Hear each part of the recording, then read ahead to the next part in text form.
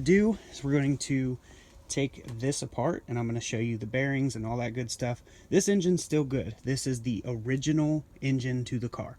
This is the engine it came with from the factory, and that's why I wanted to build it. It has matching VIN plates, so that's why I want to build this one. Instead of just building the junkyard one, I decided we're going to build the original engine. We're going to tear this apart, pull the rods and pistons out, and do it all on camera. I already took the oil pickup tube off, but it's only 4 10mm nuts. So I'm going to go ahead and do that real quick, and we'll see what the damage is.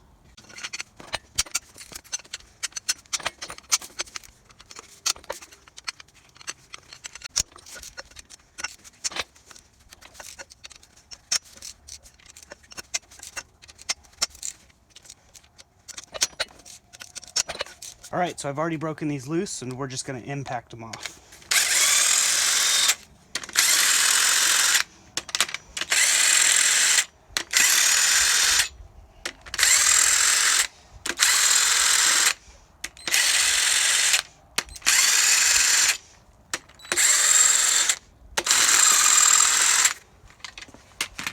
I wanted to make a note real quick. You see these two center ones here?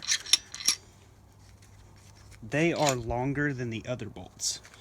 I'll try to get it where you can see it.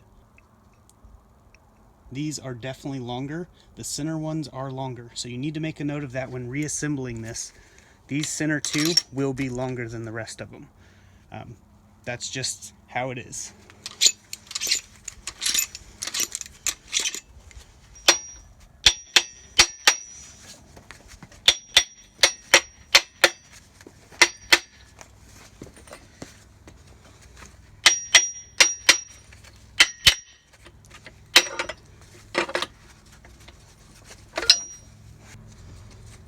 Alright, so you can see these main bearings.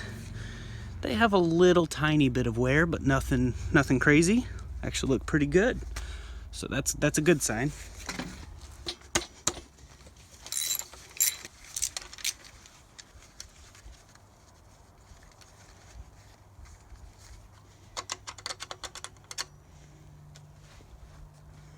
Alright, now make a note as well that there are markings on these, and it's not focusing, sorry guys. Well, there are markings on these. The markings face the oil filter when it's upside down like this. So you'll always see the markings. This has a number 4 stamp on it. That doesn't mean it's cylinder 4. This is actually cylinder 1, but the 4 is just the orientation, which the direction it faces, sorry. So here's the rod bearing for cylinder 1.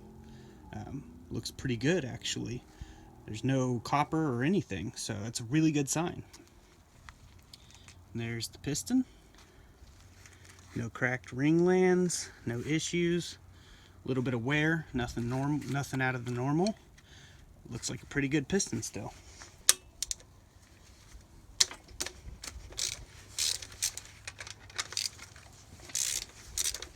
Cylinder 2 has a little wear, nothing crazy, nothing to be alarmed about. So that means the crank is still good for cylinder 2 on the rod journal. Now you want to be careful not to damage these rod journals or the mains. Even a tiny little nick in it can make a rod knock and metal shavings and the engine just trash. So we're going to be very careful when we remove this crankshaft, and we're going to put it in a plastic bag and put it away from anywhere that could damage it.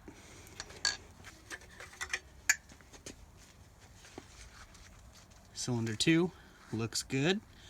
Your normal wear and tear. No cracked ring lands. Looking awesome.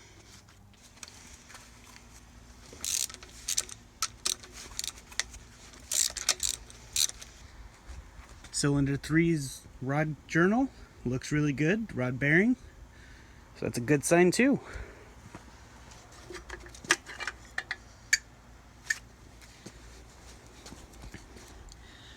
Cylinder 3's piston, normal wear just like the other ones. It's really not bad for 200,000 miles. Really impressed with this.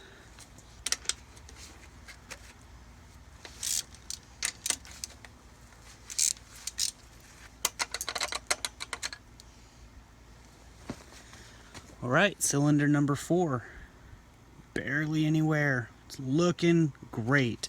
that means this crankshaft is 100% salvageable. Just needs a good micro polish and measuring, and it should be good to go, which I like to leave that up to the machine shops just because I don't like to risk it on this. I know I say no risk, no reward, but this is a little bit different.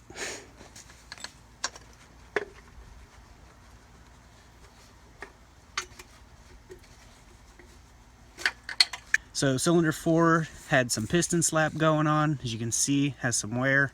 So I'm not sure how the cylinder walls will be.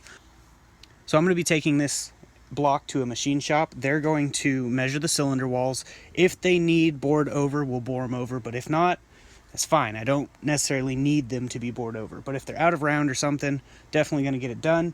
The crankshaft will go as well, get micro polished and measured to make sure everything's good. They might see something I don't. They are the professionals, so that's why I leave it up to them. But so far so good. Only thing we have to do now is remove the oil pump and the rear main seal, and the crankshaft will be out. We'll put it in a plastic bag and then ship it off whenever we can afford to. But for right now, that's it for this video. Just wanted to show you the damage, which there really isn't any damage. Just one piston had some piston slap. That's about it. The rod bearings look great. The main bearings look great. So it's a real good engine still, which I'm really happy about. It's going to save us so much money. So yeah, we definitely have more stuff coming. So thanks for watching this video and watching the teardown. Don't forget to hit the like button and follow this build as it progresses to be a 400 to 500 horsepower build, and doing it on a budget. So we'll see you guys in the next video. Be sure to subscribe, drop a comment, and hit the like button.